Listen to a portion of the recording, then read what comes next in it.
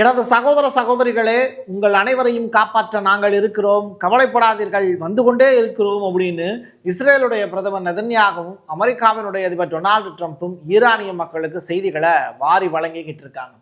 இன்று இரவு மிகவும் மோசமான இரவாக ஈரானுக்கு இருக்க போகிறது அப்படிங்கிறது தான் கிடைக்கக்கூடிய தகவல். பள்ளி குழந்தைகள் மட்டும் 39 பேரை கருக கொலை செய்திருக்கிறது அமெரிக்கா மற்றும் இஸ்ரேலிய ஏகாதிபத்தியம்.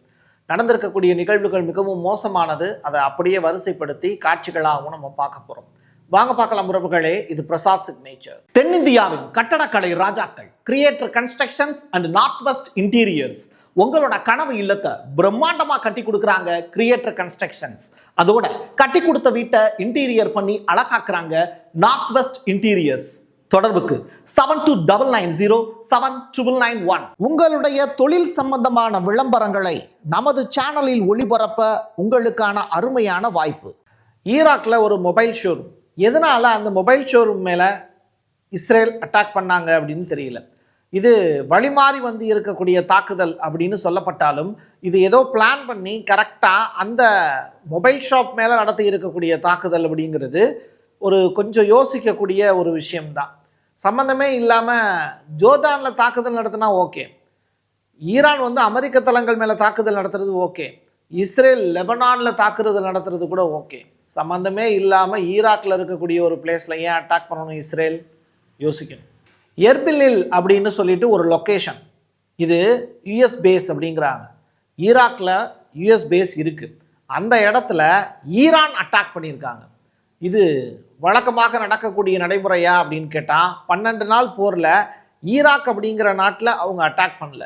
மாறாக குவைத்து, கத்தாரு இந்த இடங்கள்ல அட்டாக் பண்ணாங்க, பக்ரைன் உட்பட. அப்போது இந்த ஈராக்கை சூஸ் பண்ணியிருக்கிறதுக்கு காரணம் நான் ஃபஸ்ட்டு சொன்னேன்ல, அந்த இடத்துல இஸ்ரேல் அட்டாக் பண்ணதற்கு பிறகு தான் இந்த இடத்த சூஸ் பண்ணி இப்போது ஈரான் அட்டாக் பண்ணியிருக்காங்க.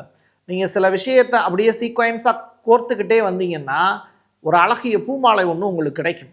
அது யாருடைய கழுத்தில் போடலான்னு நீங்கள் கடைசியில் சொல்லுங்கள். டைம்ஸ் ஆஃப் இஸ்ரேல் வெளியிட்டு இருக்கக்கூடிய ரொம்ப முக்கியமான செய்தி அது என்ன தெரியுமா?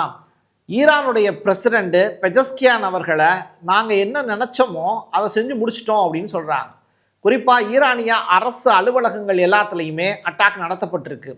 அப்படிப்பட்ட இடத்துல பெஜஸ்கியான் அவர்கள் ஏதோ ஒரு இடத்துல இருந்திருக்கலாமோ அப்படிங்கிற சந்தேகம். இது தொடர்பாக ஈரானிய அரசு ஊடகங்களோ இல்லை அமைச்சரவையோ எந்த ஒரு தகவலையும் வெளியிடலை. பட் ஏதோ ஒன்று பெஜஸ்கியானுக்கு ஏற்பட்டுருச்சோ அப்படிங்கிற அச்சம் ஈரானிய மக்களுக்கு இருக்கு. கத்தாருடைய வெளியுறவுத்துறை அமைச்சகமாக இருக்கட்டும், ஓமனில் இருக்கக்கூடிய வெளியுறவுத்துறையாக இருக்கட்டும், ஏன் ஈவன் இந்த பக்கம் அப்படியே குவைத்தா இருக்கட்டும், சவுதி அரேபியாவில் மட்டும் பெரிய அளவிலான தாக்குதல் நடத்தப்படலைன்னு சொல்கிறாங்க. இவங்க எல்லாருமே இறையாண்மைக்கு எதிரான செயலை செஞ்சுக்கிட்டே இருக்காங்க ஈரான் அப்படின்னு 12 நாள் போகிறப்பையும் சொன்னாங்க. இப்போ அட்டாக் வாங்கி வலிக்குது அப்படிங்கிறத உணர்ந்ததற்கு பிறகும் சொல்கிறாங்க. எனக்கு என்ன டவுட்னா, உன்னுடைய ஏரியாவில் எதற்காக யூஎஸ் பேஸை நீ வைக்கிற அப்படிங்கிற கொஸ்டினை ஈரானியர்கள் கேட்பாங்களா மாட்டாங்களா? காரணம் என்னென்னா, என்னால் என்ன முடியும் அப்படிங்கிறதான் இங்கே நான் செய்ய முடியும், ரைட்டா? அப்போ அமெரிக்காவால் ஈரானை அட்டாக் பண்ண முடியுது அப்படின்னா ஈரானால் மிடில் ஈஸ்டில் இருக்கக்கூடிய யூஎஸ் தளங்களை தாக்க முடியும். அதைத்தான் அவங்க செஞ்சுருக்காங்க. இது ரொம்ப வருந்தத்தக்க செய்தி. தெற்கு ஈரானுடைய மினாப் அப்படின்னு சொல்லிட்டு ஒரு இடம், அந்த இடத்துல ஒரு குழந்தைகளுக்கான தொடக்கப்பள்ளி, அதுவும் அத்தனையும் பெண் குழந்தைகள் படிக்கக்கூடிய ஸ்கூல். இந்த தொடக்கப்பள்ளி அப்படின்னாலே கொஞ்சம் யோசிச்சு பாருங்கள், 1ஆம் கிளாஸ்லேருந்து 5ஆம் கிளாஸ் வரைக்கும் படிக்கக்கூடிய குழந்தைகள் தான் படிப்பாங்க.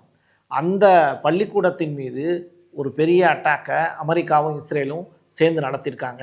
இதில் மொத்தமாக 39 குழந்தைகள் வந்து கருகி இறந்திருக்காங்க அப்படிங்கிற வேதனையான செய்தி. அந்த தாய்மார்களுடைய கூக்குரல்கள் வந்து பள்ளிக்கூடத்துக்கு வெளியில் வந்து கேட்டுக்கிட்டே இருந்தது. பள்ளி மட்டுமல்ல, அங்கே கேட்கக்கூடிய சத்தம் அப்படிங்கிறது குழந்தைகளினுடைய கடைசி கூக்குரல் அழுகை சத்தத்தோடு முடிஞ்சு போச்சு, அஸ்தமனம் ஆயிடுச்சு. இவ்வளவு மோசமான ஒரு ஏகாதிபத்திய உலகத்துக்குள்ள ட்ரம்ப் மாதிரியான ஒரு கருகிய நெஞ்சம் படைத்த ஒரு எப்ஸ்டீன் ஃபைல்ஸை பற்றி நீங்கள் நிறையா கேள்விப்பட்டிருப்பீங்க. வாழ தகுதியற்ற மனிதர்கள் ஆட்சியாளர்களாக உட்கார்ந்துருக்கும் போது அந்த மனிதர்களை நீங்கள் என்னென்னு மனுஷனே கிடையாது அப்படின்னு நம்ம சொல்லலாம். அவனை விலங்குகளோடையோ மற்ற மிருகங்களோடையோ கம்பேர் பண்ணுறது அந்த விலங்குகளுக்கும் மிருகங்களுக்கும் அசிங்கம். அதனால் அவன் ஏதோ ஒரு வித்தியாசமான ஒரு பிறவி அது ட்ரம்ப் மாதிரியான நபர்கள். அதுவும் நெதன்யாகுலாம் கேட்கவே வேணாம், அவங்கெல்லாம் ரொம்ப உலகத்துக்கே ரொம்ப ஆபத்தானவங்க. இப்போ இவ்வளவு குழந்தைகளை கொண்டிருக்காங்களே, இதுக்காக வந்து அவங்கள ஐக்கிய நாடுகள் சபை சிறையில தூக்கி போடப்போ தான் என்ன விருதுகள் கொடுத்து மரியாதை செஞ்சுக்கிட்டு இருக்கோம். இதுதான் இன்றைக்கி இருக்கக்கூடிய உலகத்தினுடைய இயற்கையான குணம். இதில் ஈரானையோ இல்லை ஹவுதிகளையோ லெபனானில் இருக்கக்கூடிய ஹிஸ்புல்லாவையோ ஆயுதம் ஏந்தாமல் வந்து அகிம்சை வழியில் போராடுங்கன்னு சொன்னால் யாராவது ஏற்றுப்பாங்களா? நம்ம நாட்டுக்கு அது செட் ஆகும் அகிம்சை, அந்த நாட்டுக்கு அது செட் ஆகாது. இதான் நிலத்துக்கு ஏற்ற மாதிரி இங்கே உரிமைகளும் யாருக்கு நம்ம சப்போர்ட் பண்ணுறோம் அப்படிங்கிற ஒரு விஷயம் மாறுபடும். இங்கே பாதிக்கப்பட்டவர்களுக்காகத்தான் இங்கே குரல் எழுப்ப முடியுமே தவிர ஒருத்தன் சொஃபஸ்டிகேட்டடாக இருக்கான் அப்படிங்கிறதுக்காக, அவன் நம்மளை ஆட்சி பண்ணுறான் அப்படிங்கிறதுக்காக அவங்களுக்காக நம்ம குரல் எழுப்ப முடியாது. அது இயற்கைக்கு எதிரானது. தோகாவில் இருக்கக்கூடிய 10,000க்கு மேற்பட்ட அமெரிக்க துருப்புகள் ஒட்டுமொத்தமாக எரிந்து சாம்பலானால் என்ன அப்படிங்கிற கேள்வி ஈரான் சைட்லேருந்து எழுந்துக்கிட்டு இருக்கு. இதற்கான எல்லா வேலையுமே ஈரான் இப்போ செஞ்சுக்கிட்டு இருக்காங்க அப்படிங்கிற தகவல். கத்தாருடைய யுஎஸ் பேஸ் ஒட்டுமொத்தமாக எரிப்பதற்கான எல்லா வேலைகளும் தயாராக்கி கொண்டிருக்கிறது அப்படிங்கிற அந்த ஒரு செய்தி இப்போ வெளியாகிட்டு இருக்கு. இது தொடர்பாக ஏகப்பட்ட விஷுவல்ஸும் வந்து நமக்கு கிடச்சிருக்கு. அதையும் பார்த்துருவாங்க. முவாபாக் அப்படின்னு சொல்லிட்டு ஒரு இடம், சால்டி அப்படிங்கிற விமான நிலையம்.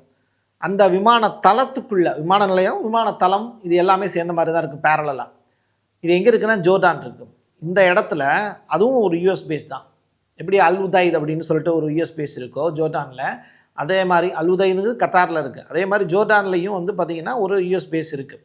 அங்கே தான் அமெரிக்கா ஏகப்பட்ட ஆயுதங்களை வச்சுருக்காங்க. இப்போது அதை பேஸ் பண்ணி ஈரான் வந்து ஹைபர்சோனிக் மிசைலை வந்து ஏவியிருக்காங்க. இதில் ஏகப்பட்ட சேதாரம் வந்து ஜோர்டானில் இருக்கக்கூடிய யூஎஸ் பேஸுக்கு ஏற்பட்டிருக்கிறதா தகவல் வெளியாயிருக்கு. அமெரிக்காவினுடைய அதிநவீன ரேடார் தளம் வந்து சுக்குநூறாக உடஞ்சிருக்கு அப்படிங்கிற தகவல். அதாவது FP-132 அப்படிங்கிறது தான் அந்த ரேடாருடைய பெயர். அது வந்து பார்த்திங்கன்னா பெரிய அளவிலான ஒரு சேதாரத்துக்கு உள்ளாயிருக்கு அப்படிங்கிற தகவல்.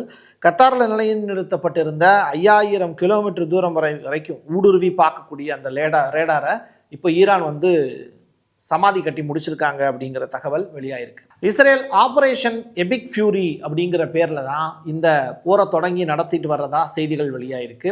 இந்த போரில் யார் ஜெயிக்க போகிறா, யார் தோக்க போகிறா அப்படிங்கிறத தாண்டி இழப்புகள் யாருக்காக அதிகமாக இருக்க போகிறது, யார் இதை மத்தியஸ்தம் பண்ணி சமாளிக்க போகிறாங்க அப்படிங்கிறது தெரியல. போன முறை இஸ்ரேலும் ஈரானும் டைரக்ட் வாரில் ஈடுபட்டுச்சு. அமெரிக்கா அதை பஞ்சாயத்து பண்ணி முடித்தாங்க. இப்போது இஸ்ரேலும் அமெரிக்காவும் கூட்டாக சேர்ந்து ஒட்டுமொத்த ஈரான்லையும் ஆட்சி மாற்றத்தை ஏற்படுத்தணும் அப்படிங்கிற ஒரே நோக்கத்தோட இந்த போரை தொடங்கியிருக்காங்க. இதில் ஷாக்களுடைய ஆட்சி மறுமலர்ச்சியாக வெளியில் வருமா, இல்லை கமெனி அவர்களுடைய இஸ்லாமிக் ரெவல்யூஷன் அப்படிங்கிறது காப்பாற்றப்படுமா அப்படிங்கிற பெருத்த கேள்விகளுக்கு இடையில தான் இந்த போர் வந்து தன்னுடைய பயணத்தை தொடங்கி நடத்த போகுது. இதில் எக்ஸ்ட்ராவாக இணையக்கூடிய சைனா, ரஷ்யா மாதிரியான நாடுகள் உள்ள என்ட்ராவாங்களா, இந்தியா மாதிரியான நாடுகள் யாருக்கு சப்போர்ட் பண்ண போகிறாங்க, ஸோ கம்யூனிச நாடுகள் எல்லாமே ஒரே கூட்டணிக்குள்ளே வரப்போதா, யூரோப் நாடுகள் எல்லாமே 38 நாடுகள் ஒன்றாக சேர்ந்து ஒரு பெரிய கூட்டணி ஒன்றை உருவாக்க போகிறாங்களா, அமெரிக்கா பின்னணியில் இருக்கக்கூடிய நாடுகள்லாம் என்ன முடிவுகளை எடுக்க போகிறாங்க, இல்லை அமெரிக்காவும் இஸ்ரேல் மட்டும் தனியாக இந்த போரை ஈரானோடு சேர்ந்து நடத்த போகிறதாங்கிற ஏகப்பட்ட கேள்விகளுக்கான விடை வித்தின் 24 to 48 hours நமக்கு கிடைச்சிடும். என் கையெழுத்து என் மக்களுக்கான உறவுகளே, மீண்டும் ஒரு பதிவில் சந்திக்கலாம். நன்றி, வணக்கம். தென்னிந்தியாவின் கட்டடக்கலை ராஜாக்கள் creator constructions and north west interiors உங்களோட கனவு இல்லத்தை பிரம்மாண்டமா கட்டி கொடுக்குறாங்க கிரியேட்டர் கன்ஸ்ட்ரக்ஷன்ஸ். அதோட கட்டி கொடுத்த வீட்டை இன்டீரியர் பண்ணி அழகாக்குறாங்க நார்த் வெஸ்ட் இன்டீரியர்ஸ்.